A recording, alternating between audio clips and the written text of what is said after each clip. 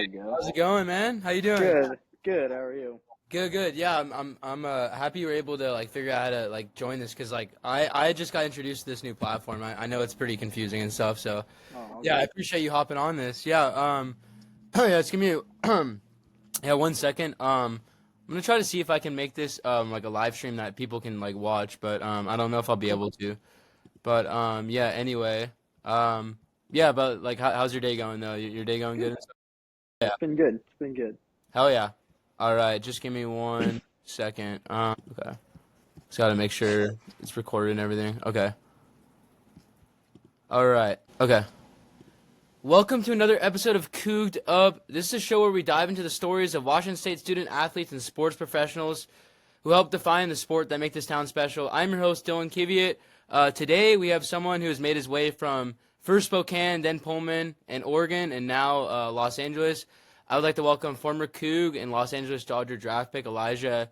It's Hainline, right? Hainline. Hainline. Hainline. Okay. Hainline, yeah. Hainline. Okay. Yeah. Well, welcome to the show, Elijah. Thank you. Thank you for having me. Yeah. Well, if you want to just kind of, dive into like your, background for the audience and stuff, just so. I mean, obviously, I'm sure they're aware of who you are, but just like a little introduction. Yeah, I grew up in Spokane, Washington, played at Meade High School. Then after high school, went to Washington State for 2 years, then transferred to Oregon State for 1 year, and then got drafted in 2024, and now I'm playing for the Dodgers. And first spring training is starting right now. Right, yeah. So, like, honestly, I'm probably gonna save those questions for like later in the interview because, like, obviously, I want to ask all about that. But I'm just curious, like, how was recruiting out of high school for you? Like, obviously you're at Washington State, but like, what kind of offers did you have coming out of coming out? Yeah, for me, I had committed really, really early in high school. I committed right after my freshman year. I kind of just I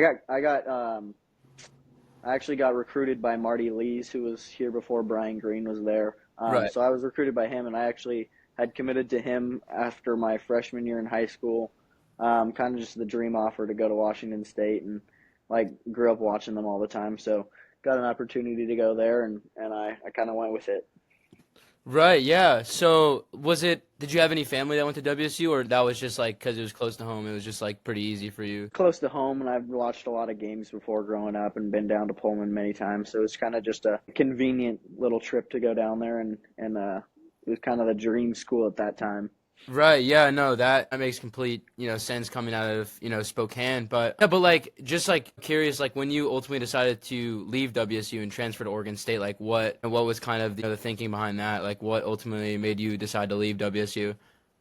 For me, the coaches had left, and we hadn't made the Pac-12 tournament 2 years in a row. And going into my junior year, my draft year, I wanted an opportunity to kind of just go explore and see what else there was out there for development wise.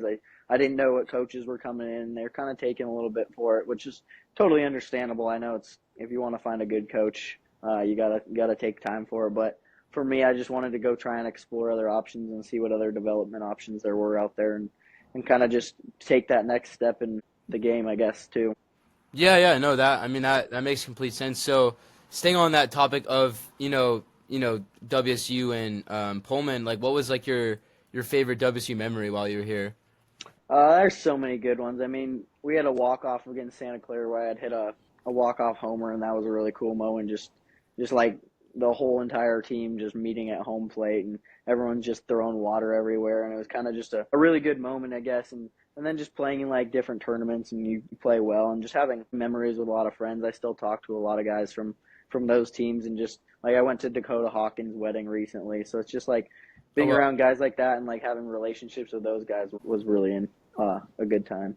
Right, yeah. So, do you still like keep in touch with anyone currently on the team, or are you kind of, I mean, obviously now you graduated, Oregon Yeah. State, you got drafted, but yeah, do you still keep in touch with any players on the current WSU team, or? My best friend growing up, Rico Longo, he's playing there this year. Oh, yeah, He's a yeah, newer okay. player. Yeah, I grew up with him. He's like I've known him since I was 5, 6 years old or whatever. So I grew up playing with him all throughout the years, all through young little league years, all the way up through. So me and him are still good friends. Talk to him all the time. Every time I go home, I'll see him and everything like that. So I would say that's one guy that I'm really pulling for. But I mean, I played with Hartman still, who's there. Oh yeah, Max This will Hartman. be Yeah, his. yeah, he was our first guest. I don't know if you saw that. Yeah, he was. Yeah. Yeah, we had Max Hartman and Jack Weiss as well on the Okay. podcast. Yeah. And then I played with Cresswell still, Will Cresswell, and then Griffin Myers, who's still there. There's a couple Okay. guys that I'm sure are still there. I mean, that I might be missing, but of Yeah. those guys, I've still played with a lot of them. Yeah. Right, yeah. Like, how would you say Washington State is, or how would you say like Oregon State is different from Washington State? Like, what would you say like what's like the biggest like culture difference, I guess, or like how did you have to adjust from being in Pullman to going to Corvallis? Yeah, I think for that, it's just they like in Corvallis, it's a lot bigger of a baseball town. They've had a lot more rich history of like actually Right. winning throughout history. They've won Definitely. multiple College World Series already. I mean, there's no denying that. They just got a different culture down there where they expect to win right away. Like that's how they are. I mean, they're a lot more recruiting. They're a little bit longer ahead than I would say in the recruiting process. I think it's a little easier to get guys to go to Corvallis than it is to Pullman to play Yeah, baseball, at least, especially right. pitching, which I think Oh is yeah. a really big aspect. I think it's hard to recruit to Pullman. I mean, any It coach is, will yeah. tell you that. No, it is. I mean, obviously Corvallis is, it's definitely not a big marketplace, but it's like, yeah, I was really like reading into the Oregon State, just a talent, like baseball talent they've developed. And I mean, obviously Adley Rutschman went there, and I'm just wondering, like, did any of your teammates play with Adley Rutschman, or any guys you knew play with Adley Rutschman, or just like here? I don't. I've had coaches that had him, or like coaches that have coached him. I've had a couple coaches that played with him, but I haven't had any teammates that have played with him themselves. Like one kid, I think it's his seventh year or whatever it is. He was the year after, so it was close but not quite. And then, but we played with multiple different guys. Like I mean, Travis Bazana, who just got drafted first overall this last year, so we Right. all had played with him. Yeah. Yeah, no, that I mean, obviously, Ali Rutschman. I feel like even people who don't really necessarily know baseball, know him, and obviously, he. What year? I'm trying to remember. What year did he graduate? It was I think 2002. 2019, Oh wait, 2019, I think. 29. Oh wow. Okay, yeah. Actually, yeah. Never mind. Because he was in the minors for a while. That makes sense. Yeah. Yeah. So yeah. So kind of moving on to when like the day you got drafted. So I just want to like take me back to that day. Like walk me through draft day. Like where were you? Like who were you with? And what was Yeah. your reaction when you saw your name called? And like what was the reaction of your family? Draft day was definitely a stressful day. I mean, you hear a lot of different things from a lot of different scouts telling you where they think you're going to be and stuff like that. And there's nothing that you can really do on your own. Like, you kind of just let it up to fate and see what teams take you. So I didn't even talk to the Dodgers at all, like leading up to that really at all. And then saw my name pop up and then around my family, and everyone's freaking out upstairs. And we're all just kind of happy about it, and kind of just a relief that you get that opportunity to go actually chase your dream now and go play professional baseball.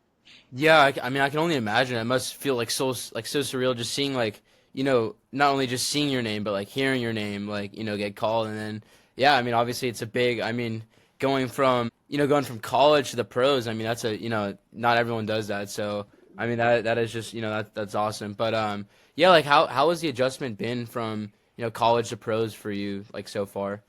I think it's just a lot more. Like we had a longer off season this year than I've ever had. It was a 5 6 month off season instead of a couple like 2 to 3 months, I guess.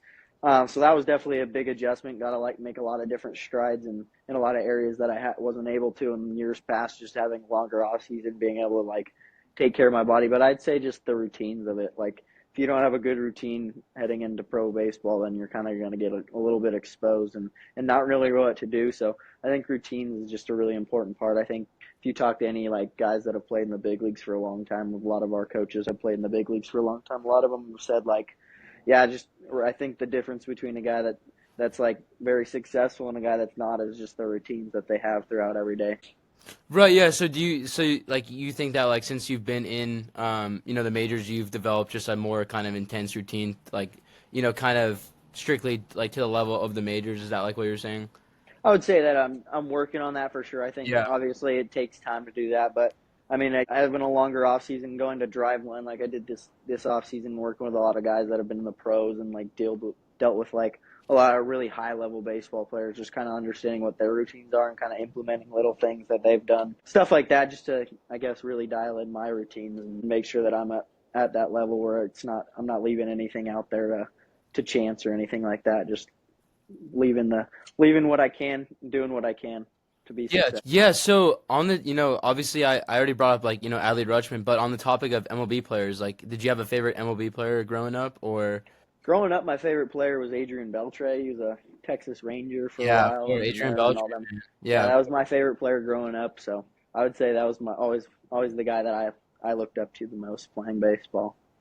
okay. Like, was there just like what was it about Adrian Belcher that you like, kind of inspired to be, or like, like why was he your role model? Like, was there a specific reason, or? To be honest with you, I really don't know. I've always asked that, but I have no idea. I think I just grew up liking him, kind of stuck with it all the way through his career. And like when he what his 3,000th hit, I was kind of there watching the game, so it was pretty cool. I think just seeing stuff like that, but I wouldn't say there was any specific reason. I'd say, yeah, I grew up liking the Rangers when I was really young. My whole family likes the Mariners, so I was like they just liked him. And when Adrian Beltre was on the Mariners, I liked him, just him though, but I didn't like the team.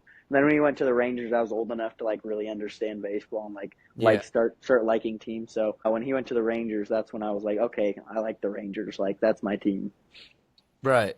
Yeah, well, like, yeah, I mean, that makes sense. I feel like everyone kind of has like a backstory on, I mean, whether it's their favorite player or whether like it's their, their grandpa's team or whatever. I mean, I feel like it's kind of just unique hearing about like, especially like from athletes, like, what, like, because obviously, like, you're in the pro level, so it's like interesting to hear, like, like who was your inspiration, like when you were growing up and stuff. So, yeah, but, like, so are you currently in California or like where are you currently?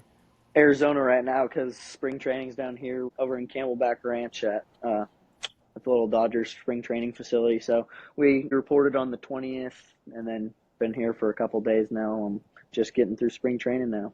Yeah, so like how has that been preparing for spring training? Has that been like, has it been pretty intense or like how's that been? Yeah, like I said, I was down at Driveline for the whole off season, which is like a really big analytical, like uses a lot of technology to like make you better, I guess, like that, where you can really have the data to back up what you're doing. So I was Yeah. down there for almost the entire off season. I was down in the one out in Kent, Washington for like 3 months, and then came back home for like a month or so, and then went down to the one down here in Arizona in Scottsdale, and was training with them for a while and out on the field before spring training. So it was just a grind of just trying to get better and focus on little things that you can do to get better, and that might up your game and take you to that next level even. Yeah, right. So like, since you got drafted by the Dodgers, like I'm just like wondering like have you met any like, pro guy? I mean, obviously you met pro guys, but have you met like any of like the big name guys yet? Yeah, I mean, when I was down here, we had a little mini camp out in January, and Mookie Betts was in there working out, so I was hitting with Oh Mookie wow. one day. Um, I mean, I just saw Shohei today, and then Wow. Yamamoto and all those guys. That's But I insane. mean, they're all around. I mean, Shohei's just an absolutely massive dude. That's what I was like, cause I'm obviously I'm a baseball fan. I'm like a big Mets fan. I was at games 1 and 2 against the Dodgers, and like that's what I was thinking. I was like, this guy does not like. They don't really. I feel like they don't like give him enough. Like I don't. They don't talk about him enough. How big he is in person. Like I was like, wow, it's honestly like impressive, honestly. But yeah, I mean, I can only imagine what that's like. Being in the same breath as Shohei and Mookie Betts. Like I mean, like were you like starstruck? It's really cool to see. I mean, it wouldn't be like for me, I've met a lot of those guys now, like down training in Arizona. Like I've met Corbin Carroll and had quite a few conversations with him now. But it's just kind of it's like you start to understand them, and like I mean, in a certain level, like yeah, it's really cool. You grow up watching them too, but like your colleagues now, so it's like that's your teammate too. Technically, like it is kind of you gotta have to have the professionalism of it, but obviously it is really cool. Like there's moments where you're like, okay, yeah, that's a guy I just grew up watching that's been going to be a Hall of Famer one day. And like there's Shohei, who's the best player on the planet right now. Like it's definitely a really cool moment, but it's like you got to like dial it in and be like, okay, get back to your own work. But yeah,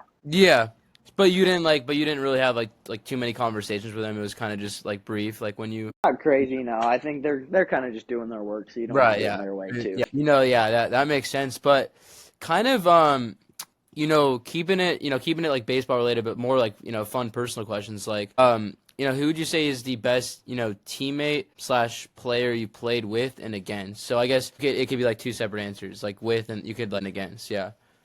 Some of my best teammates, I've always liked Hawkins. I think he was a great teammate that I've had for a while. I mean, I've had a lot of great teammates. Micah McDowell at Oregon State, like he was another one that I just like. I was roommates with him Bazana and Casper, right? Brady Casper.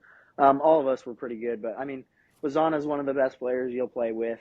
I think and I played against him too, I guess. So technically, you could say that's another guy. But I mean, seeing Shohei Ohtani playing at like the field right next to you, it's a little different. So it's Yeah. pretty cool moments like that. Like seeing Mookie Betts hitting BP in the cage right next to you, I guess that's kind of one of those surreal things too. Right. Yeah. What about like, obviously, you said you were a baseball fan growing up. Like, I'm just wondering, like, what was your favorite baseball movie? Did you have like a favorite baseball movie growing up? Yeah, my favorite movie was 42, Jackie Robinson Oh movie. yeah. It's That one of those movies that really shaped the game, and I just really enjoy that movie. what about The Sandlot? Like, are you a big That's Sandlot? always a good one too. I mean, who doesn't like the Sandlot? There's some really bad ones out there, I'm sure, but a couple of really good ones. I'd say like Sandlot's one of those. 42 is Yeah, one or that's really even good. Moneyball too. I feel like Moneyball Yeah, even more. Moneyball shows you a little bit more of the inside scoop of how baseball works, so it's kind of cool. Yeah, no, definitely. I mean, it's just like, yeah, it's amazing. Like, just seeing like a movie perspective on a team that like was actually real, and like Yeah. it's cool how it's like a real baseball story. But yeah, like what's like some like the funniest trash talk you've heard on the field?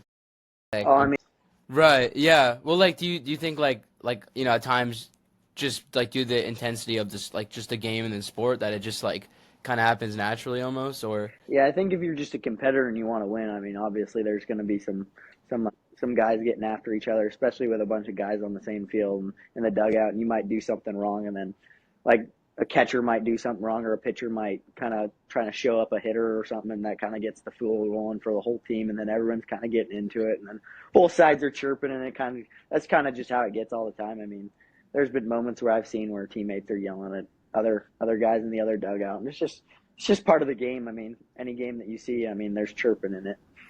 yeah. Right. Well, like, I always find it interesting because, like, the other athletes that I had on the podcast, they were saying that, they were just telling me about, like, some stories about, like, all kinds of trash talk that, they endured in and that they heard and that they, or, like, their teammates, partook in. But, yeah, no, I was kind of, as a fan, I always kind of, like, find it interesting hearing from a player's perspective. Yeah, but, like as far as you've made it in your career like just wondering like to like aspiring athletes out there like if you could give any advice like what kind of advice would you give to them and like and why. I would say, I mean, obviously it's a little cliche, but just work really hard and understand what you're doing. I think the most important thing that I've learned over time now is like understand why you're doing the work that you're doing. Don't just do a bunch of work and just say that you're good. Like you have to understand why you're doing it in order to actually get better. Like one of the most important things is be a good self-evaluator and understand what parts of your game that you might need to work on in order to really take that next step. I think good self evaluation, even if it kind of hurts your ego a little bit, even is kind of just a real important aspect to get better. I think if you're not being true to yourself and like truly like trying to understand how you're going to get better and like understand what areas of your game you're not good at and you're like trying to like avoid those or something, or it might not be fun to do. Like, you got to work on those things if you want to get to the next level, especially play at a high level at the next level. Right, yeah. So, kind of on that note, like, obviously with, the level, I mean, like, obviously at the level that you're at, like, I'm just like wondering, like, how much did you kind of pay attention to like what people like were saying on social media or I guess like if there was like any doubters that were like, kind of, how like I feel like I hear like every celebrity has that story about like someone told them that they were never going to make it and then you ended up doing whatever. So I'm just curious, you have like a story like that or? I mean, growing up, there's a lot of them. I've had old teammates that are like, knowing that I was a Division I commit, like especially in high school, that's when you hear like, "Oh, this kid's a Division I commit. He's never gonna have a chance at the next level. Like, you're never gonna play." Like stuff like that. I mean, I grew up kind of a smaller kid, so like seeing a smaller kid that's committed to a Division I kind of throws people off a little bit. They don't necessarily see what coaches or recruiters might see. So it's like it's hard to understand that, I guess, but like growing up, you have doubters that think you're not going to do anything, and it kind of just fuels you to like motivates you and kind of gets you going, like really want to prove them wrong. So it's like there's been stuff like that, or like I started off kind of bad this last season at Oregon State, like had a rough like start to the season for 20 at bats or so, and there's fans just on Twitter trying to chirp you and stuff like that. I mean, that's just part of the game, especially when they care, and you Yeah. understand it. You just try and not really focus on it and kind of just stay within you, and then let it all kind of come around. At the end of the year, it's all gonna even out. But yeah, Right. there's definitely there's moments where you see people talking about you, and you're like, okay, that it kind of motivates me to want to push past that and kind of prove you wrong. Right, yeah, because I mean, I feel like it's hard for like players not to be aware of like what fans and like the media or social media is saying about them. Like, I really I just really wonder how much it really impacts like that. Like, have you talked to other guys about it? Like, how much they buy, like how much they kind of look into what people are saying about social media. Like, is it something that players like other players do pay attention to, or is it just kind of just Yeah, I feel like it's really hard to not pay attention to it in a way. I think, especially if you're getting tagged in posts on like Instagram, Twitter, stuff like that, where people might be talking a little bit. I think it's really hard not to focus on it or not to see it. But like that's where a good, strong mental game is. And if you're really prepared in your routines, then like that's what I'm saying. It's really important to have a good routine where you can kind of like not focus on it, kind of drown that stuff out. I think any good skills, mental skills coach that you talk to, one that we had at Oregon State was really good, where it's like just ignore them. Like they're gonna change up the moment you start playing well, and that's how it always goes. The moment you start playing well, they change up and say you're your biggest fan. So it's kind of like it kind of like motivates you to like, okay, I'm gonna make you my fan now. that's kind of how it goes in sports. It's like 1 minute fans love you, and then 1 minute fans hate you. That's just kind of like the Yeah, nature of sports, I feel like. yeah, But for sure. yeah, but did you ever have like a nickname on the field? Like I know like a lot of players have like nicknames and that kind of stuff. Like did you ever have like a nickname on the field or? See, that's one of the things that I never really had was a nickname. It's hard to really like have a great nickname with my name. I'd say the easy one that everyone just goes to is E, just classic Big E or something like that. Yeah. I think that's kind of just the easy ones that people do, but I wouldn't say there was any like specific nicknames that I've had. Yeah, no, I mean, because I know obviously like MLB, like famous MLB players, like D Gordon was Flash Gordon, and Yeah. I'm trying to like what are some other trying to think of some other current ones that are well like Big Poppy, David Ortiz. Yeah. So, yeah, I feel like baseball has like I don't know if it's just me, but I feel like baseball has like the best nicknames for the guys, honestly. Yeah, there's a lot of really good ones, but I think it kind of comes down to what the fans come up with over your career. I think that's kind of what really feels like. Last year I had one that was the bot, like a robot or whatever, just kind of a fun little joke, stuff like that. But it's nothing crazy, just kind of whatever the fans come up with. Yeah, I mean, I feel like you can only take the fans and like what they say only like so seriously.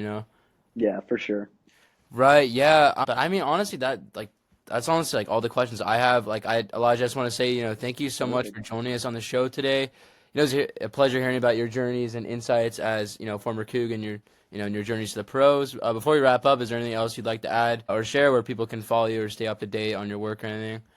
I appreciate you having me on here. I'd say just follow me on Instagram if you get a chance. I mean, I I don't post a lot, but when I do, I try to get some good posts out. I mean, I'm always up for collaborative posts. So yeah, I'd say just grinding away and hopefully hopefully make it up pretty soon to the big leagues. So Hell yeah, yeah. Well, Elijah, we will, all be, watching you very closely, and yeah. I mean, I will try to get this episode out as soon as I can. But yeah, make sure you follow Coug'd Up on Apple Podcasts and Spotify so you never miss an episode. Also, check out our YouTube if you want to see the video version of every single episode, and then follow us on our Instagram or Twitter at Coug'd Up for live updates, behind the scenes footage, and highlights from every episode. And if you're interested in joining us here on the show or have any questions about future guests, just hit us up. This has been another episode of Coug'd Up. My name is Dylan Kiviat. Go Cougs. All right. thank you Thank you very so much, much. Elijah. Yeah. Take care, man. Appreciate it. Yeah, you too.